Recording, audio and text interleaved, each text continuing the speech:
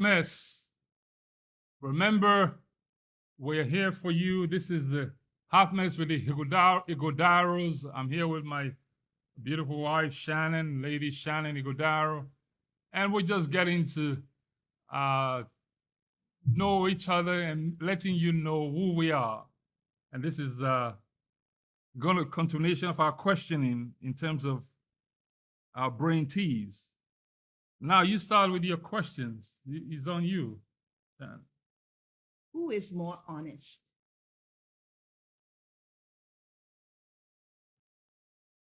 Yeah, I believe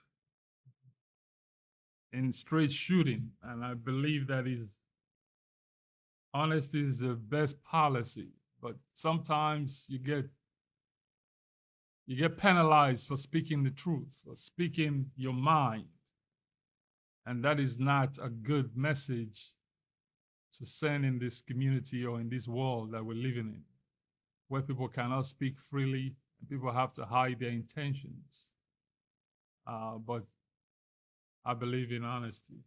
My mom used to say, the proverb, honest people tell the truth.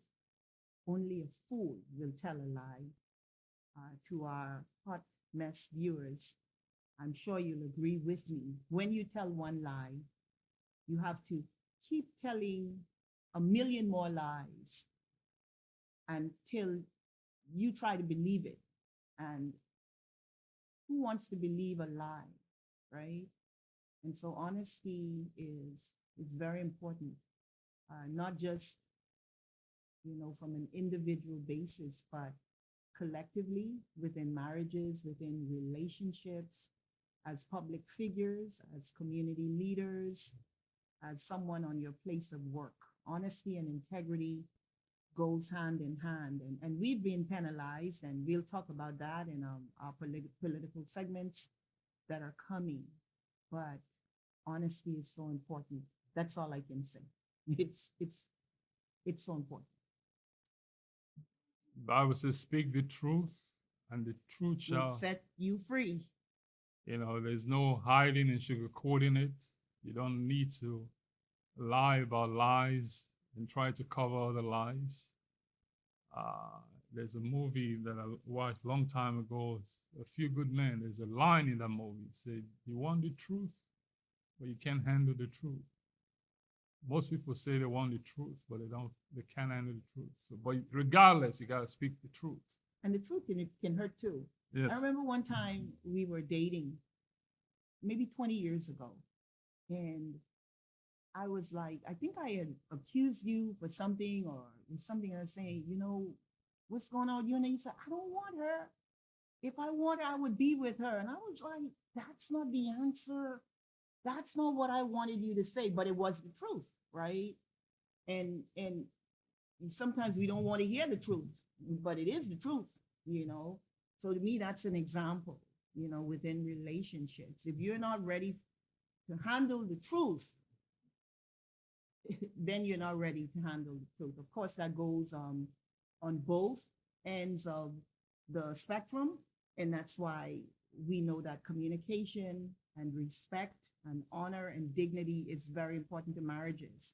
Our mentor, the late Dr. Robert Ingram, I remember at our wedding, he admonished my husband. He said, listen, Shannon is not a doormat, right? She's not to be walked over. And imagine saying that at a wedding, but it made sense.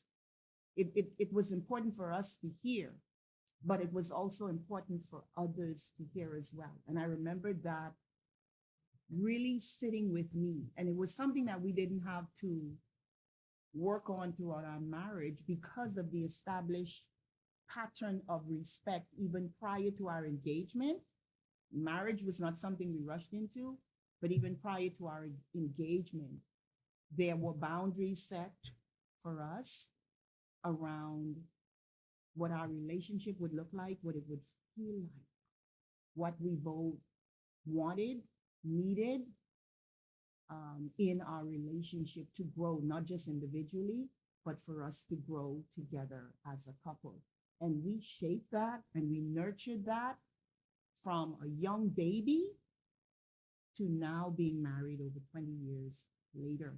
Dr. Ingram's word pierced us, and it is something that we live by today. It is very important for me as a wife to show my husband respect, to love and to respect him the way that only I could do as a wife. It is so important. And it is in that love and respect and nurturing that I receive the honor of being his wife, a good wife, a beautiful wife. They fit like a glove. They go hand in hand. You get what you put into a marriage, and what you put into a marriage, you ultimately get back. You're going to go through some rough times because, in life, you're going to go through rough times, whether you're married or whether you're in a relationship. There's no perfect relationship. Half of you who are watching, you don't even like the person you sit next to on your job. You don't even like your pastor. You don't like the pastor's wife.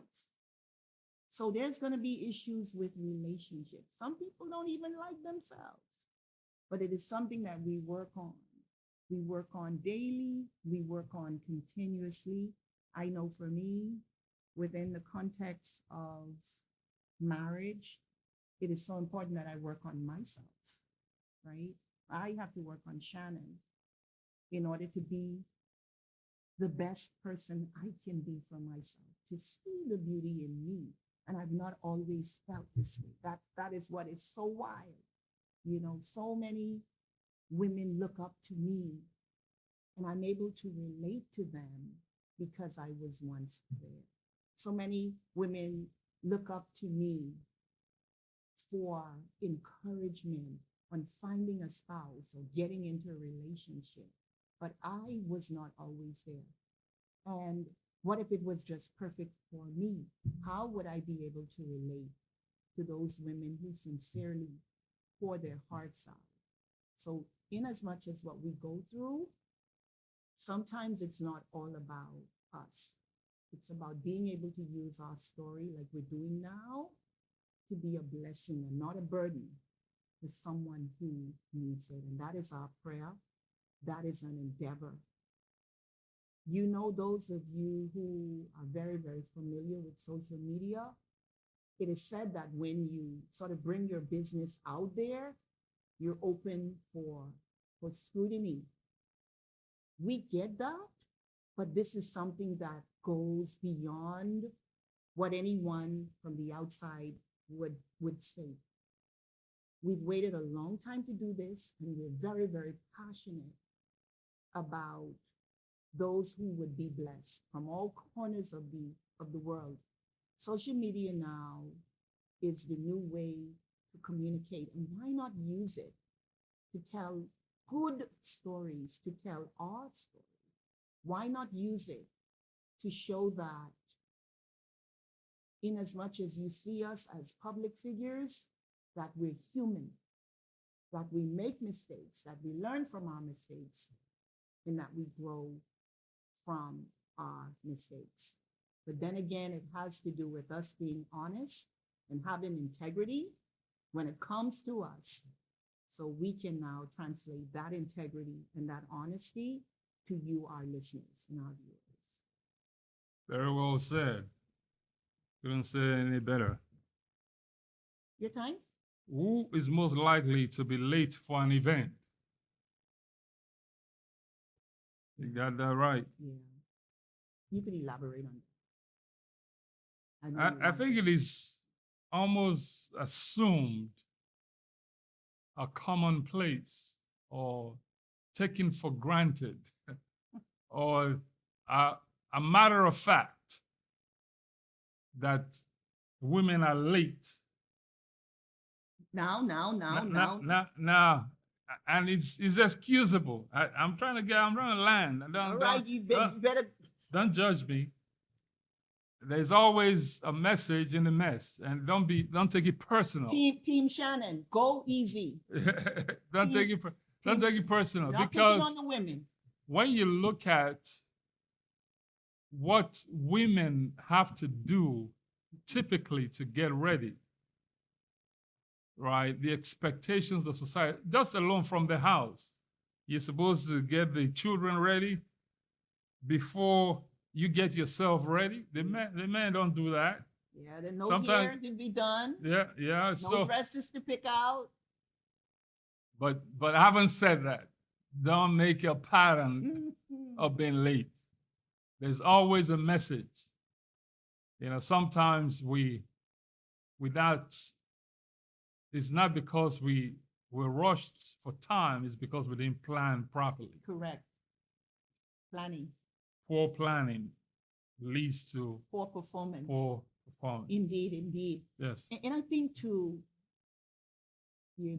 from a respect perspective, you owe it to that person to show up on time.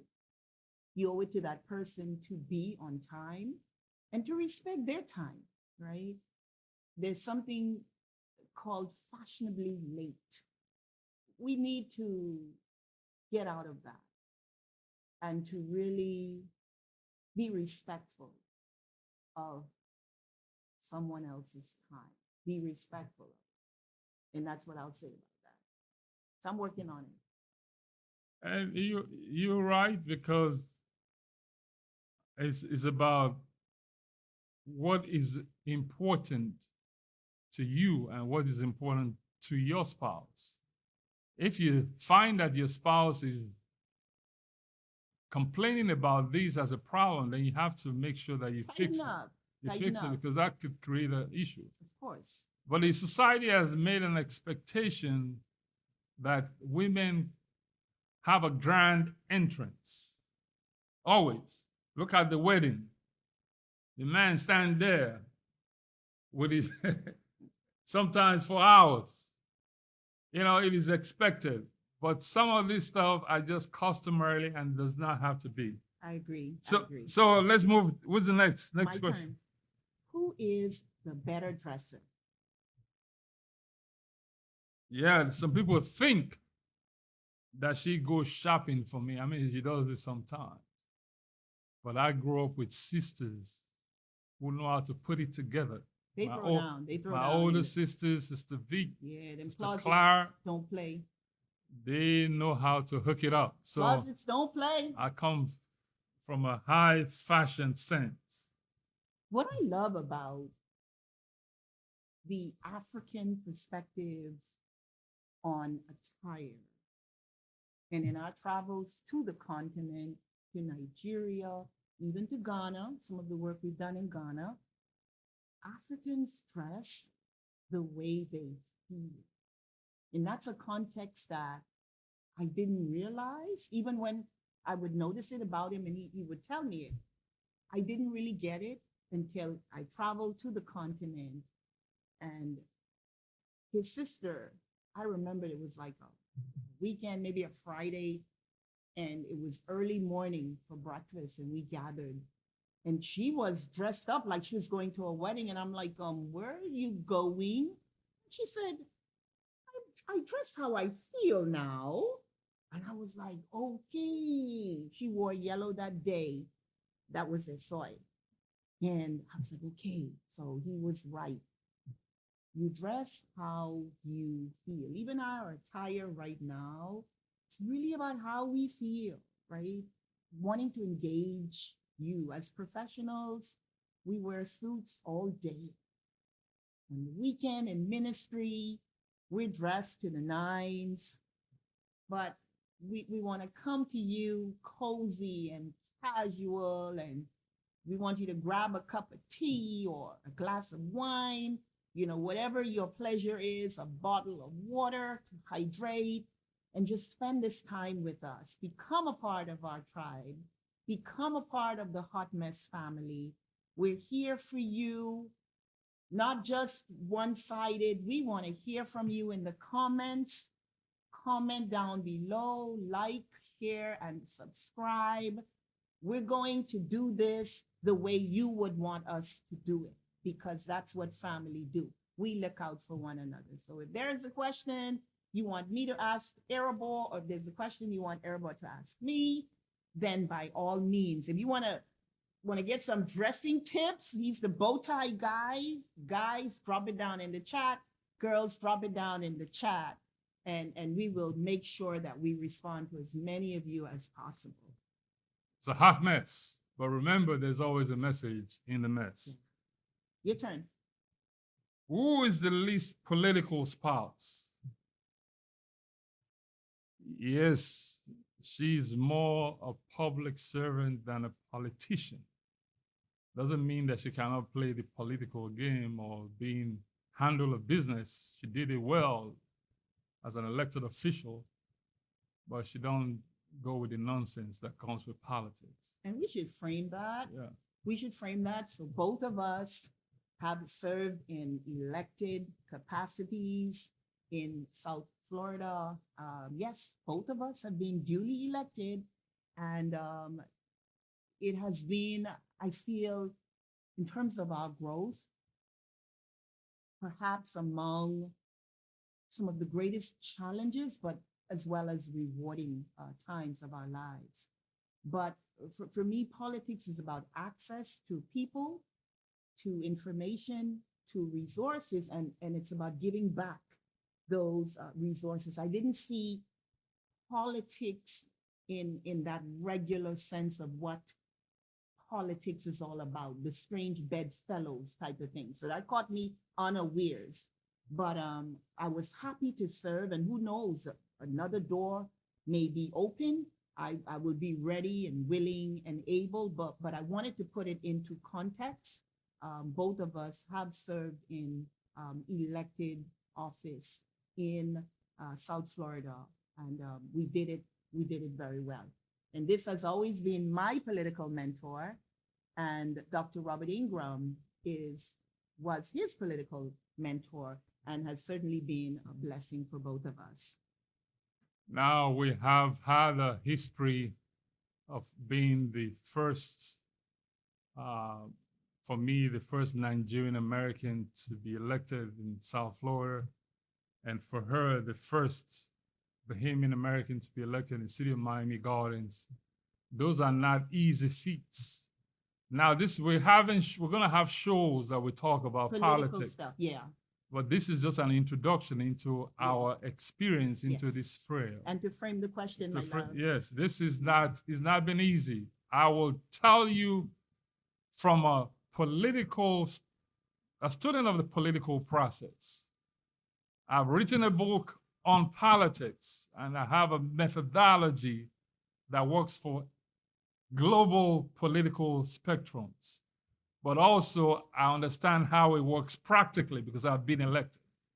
So we're going to talk about Miami Gardens politics as well as politics from a global perspective. And we'll also discuss in our political segments very common topics, hot topics that are trending globally, political topics that would help to open your eyes. We're not just coming to you without our own experiences, but we also want to share what is going on nationally as well as globally to help you understand a little bit more about politics. My turn?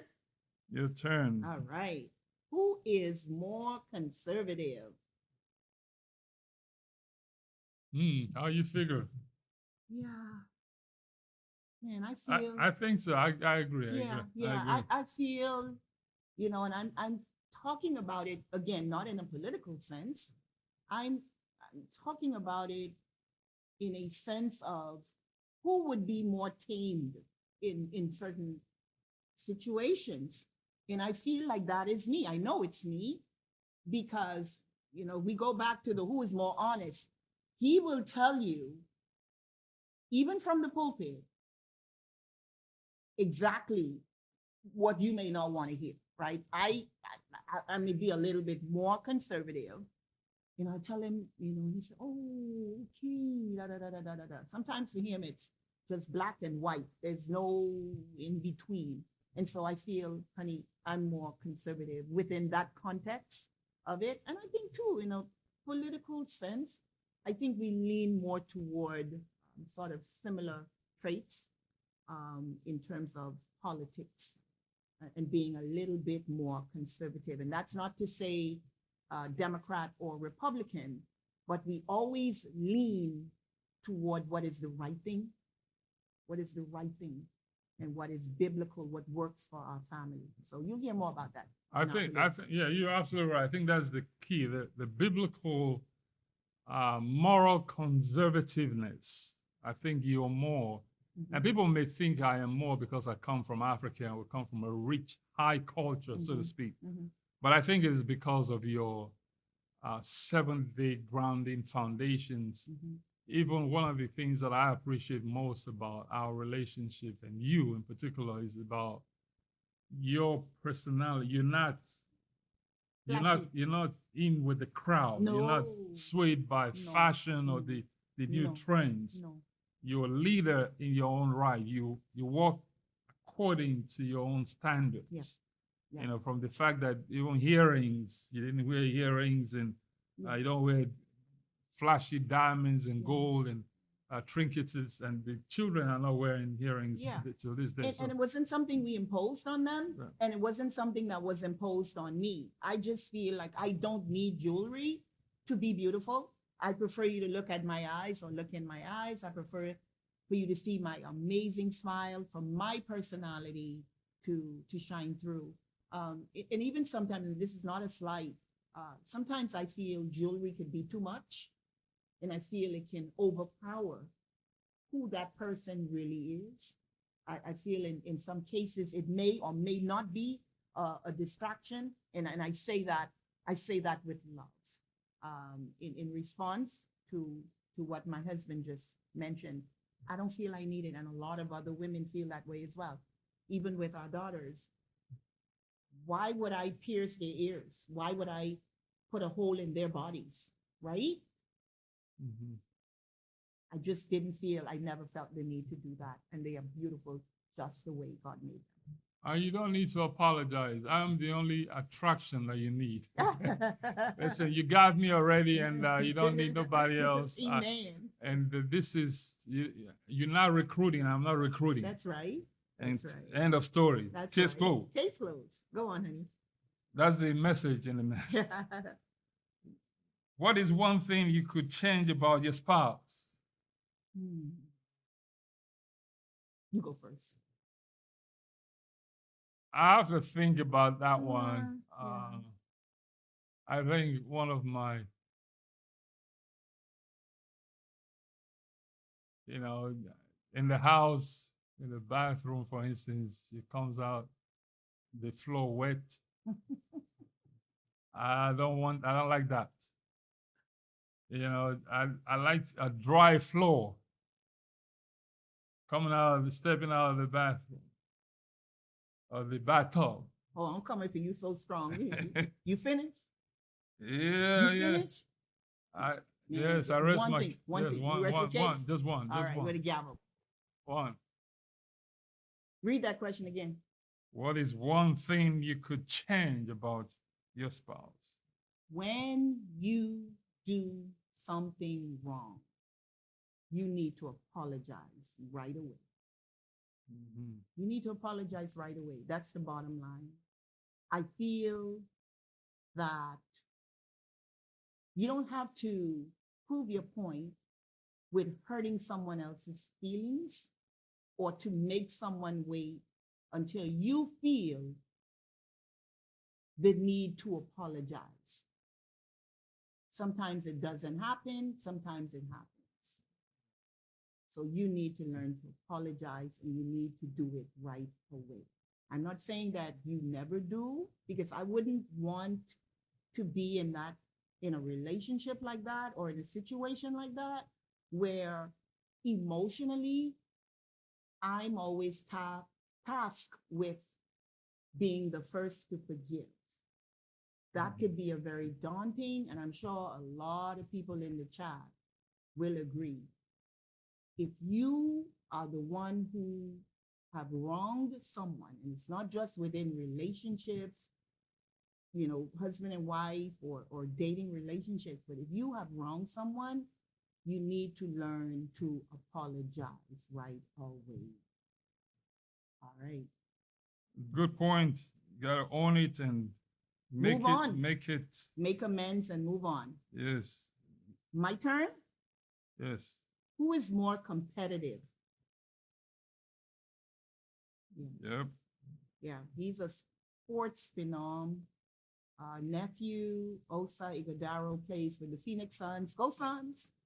And that competitive spirit is certainly in the Ighodaro blood, and we see it. We've seen it evolve. We've seen that competitive gene even in our children, in our girls, in their own relationship, but in a healthy way. I'm grateful that within our marriage that there's no competition. We really complete each other, and there is a difference. I think there's a healthy dose of wanting to show your spouse your worthiness, or wanting to show your spouse that you can. I think that's normal, right? Traits. You want to feel appreciated. But when that competitiveness gets to a point um, where it goes beyond, now you know ego is in the mix. Now you know that the spirit of pride is in the mix. And we talked about it in the previous question about not being able to apologize. And I think we need to dive into that in another segment. Not being able to apologize right away and how that is tied to the spirit of pride. And the spirit of pride, as we know, is the exact opposite of what the Bible teaches. Humility, kindness, patience, love is the exact opposite. So that competitive nature that we both embody, I think we need to make sure that we keep it in check. And I think obviously with the testosterone, you have to work a little hard in keeping that in check. And I'm sure you do. Absolutely. And you also have a competitive in you, and your brother actually played for Cleveland Cavaliers. Yes. Reginald Hanna. Yes. Big basketball star from Florida, Brevard County. The pound for pound. Yes. The best basketball player. Early 90s, late 80s, early 90s in Brevard County. Reggie Hanna was my brother. May he rest in peace. So we thank you so much, and I hope you have enjoyed this episode of Hot Mess. Next episode, we're going to be talking about conflict resolution within the marital relationships. We've been blessed to have had you join us. Again, my wife, Lady Shannon Ighodaros, has been engaging, and I thank her for putting her best foot forward. And we thank you so much for joining us. Again, remember, you're in the mess, but you're not a part of the mess, because there's always a message in the mess. Remember to like, comment, and subscribe, and let us know what you want us to talk about. Let us know what you would like to hear, and we will get back to you. We will read your comments, and we will get back to you. Thank you for having us be a part of your lives, and you all being a part of our lives and our family. Once again, Lady Shannon and Dr. Ighodaros, my. My goodness, it's a hot mess. Hot mess. Thank you for having us.